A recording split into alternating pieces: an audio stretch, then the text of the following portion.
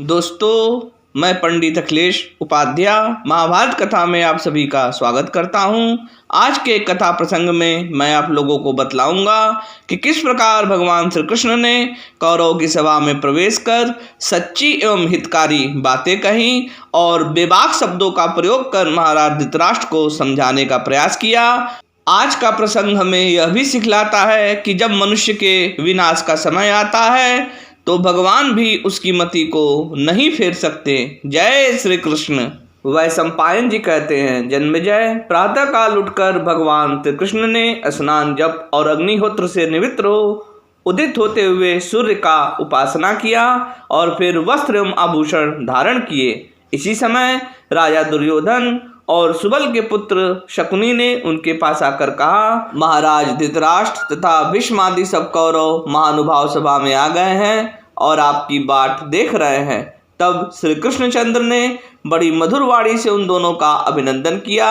इसके पश्चात सारथी ने आकर श्री कृष्ण के चरणों में प्रणाम किया और उनका उत्तम घोड़ों से जुता हुआ रथ लाकर खड़ा कर दिया। श्री यदुनाथ उस रथ पर सवार हुए। भगवान के पीछे उन्हीं के रथ में समस्त धर्मों को जानने वाले विदुर जी भी सवार हो गए। धीरे धीरे भगवान का रथ राजसभा के द्वार पर आ गया। जिस समय श्री कृष्ण विदुर और सात्यकी का हाथ पकड़कर सभा भवन में पधारे, उस समय उनकी कांति ने समस्त कौरवों को निस्तेज सा कर दिया। सभा में पहुंचने पर उनका मान करने के लिए राजा धृतराष्ट्र तथा भीष्म, द्रोण आदि सभी लोग अपने अपने आसनों से खड़े हो गए। इस समय भगवान श्री कृष्ण ने सभा के भीतर ही अंतरिक्ष में नारद आदि ऋषियों को खड़े देखा। तब उन्होंने धीरे से शांतनु नंदन भीष्म जी से कहा कि इस राजसभा को देखने के लिए ऋषि लोग आए हैं, उनका आसन आदि देखकर बड़े सत्कार से आवाहन कीजिए। उनके बिना बैठे यहाँ कोई नहीं बैठ सकता। भीष्म जी ने बड़ी शीघ्रता से सेवकों को आसन लाने की आज्ञा दी। जब ऋषियों ने आसनों पर बैठकर अर्घ्य आदि ग्रहण कर लिया तो श्री कृष्ण तथा अन्य सब राजा भी अपने अपने आसनों पर बैठ गए। उस सभा में सभी का मन श्री कृष्ण में लगा हुआ था, इसीलिए किसी के मुख से कोई भी बात नहीं निकलती थी। जब सभा में सब मौन होकर बैठ गए तो श्री कृष्ण महाराज धृतराष्ट्र की ओर देखते हुए बड़ी गंभीर वाणी से बोले, राजन, मेरा यहाँ आने का उद्देश्य यह है कि क्षत्रिय वीरों का श्रृंगार हुए बिना ही कौरव और पांडवों में संधि हो जाए। इस समय राजाओं में कुरुवंश ही सर्वश्रेष्ठ माना जाता है।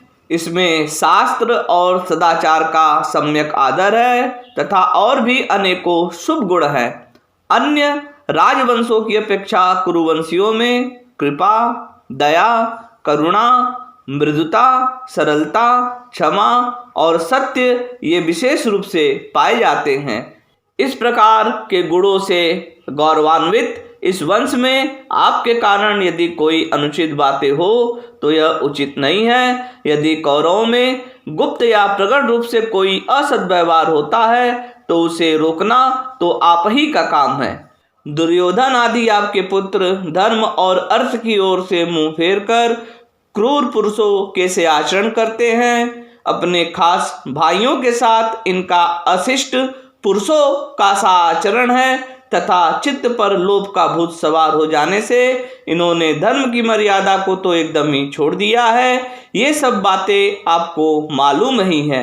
यह भयंकर आपत्ति इस समय कौरव पर आई है और यदि इसकी उपेक्षा की गई तो यह सारी पृथ्वी को चौपट कर देगी। यदि आप अपने कुल को नाश से बचाना चाहते हैं तो अब भी इसका निवारण किया जा सकता है। मेरे विचार से इन दोनों पक्षों में संधि होनी बहुत कठिन नहीं है। इस समय शांति कराना आपके और मेरे ही हाथ में है। आप अपने पुत्रों को मर्यादा में रखिए और मैं पांडवों को नियम में रखूंगा। महाराज, पांडवों ने आपको प्रणाम कहा है और आपकी प्रसन्नता चाहते हुए ये प्रार्थना की है कि हमने अपने साथियों के सहित आपकी आज्ञा से इतने दिनों तक दुख भोगा है। हम 12 वर्ष तक वन में रहें और फिर 13वां वर्ष जन समूह में अज्ञात रूप से रहकर बिताया है।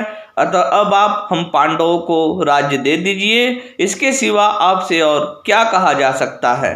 भगवान श्री कृष्ण ने कहा, महाराज, युद्ध करने में तो मुझे बड़ा भारी संहार दिखाई दे रहा है। इस प्रकार दोनों पक्षों का नाश कराने में आपको क्या धर्म दिखाई देता है? अतः आप इस लोक की रक्षा कीजिए और ऐसा कीजिए जिसमें आपकी प्रजा का नाश न हो। भरतश्रेष्ठ, शांति धारण कीजिए, क्रोध के वश मत होइए और पांडवों को उनका यथोचित पैतृक राज्य दे दीजिए। राजन, इस समय आपने अर्थ को अनर्थ और अनर्थ को अर्थ मान रखा है। आपके पुत्रों पर लोभ ने अधिकार जमा रखा है, आप उन्हें जरा काबू में रखिए। पांडव तो आपकी सेवा के लिए भी तैयार हैं और युद्ध करने के लिए भी तैयार हैं। इन दोनों में से आपको जो बात अधिक हितकर जान पड़े उसी पर डट जाइए। जय श्री कृष्ण।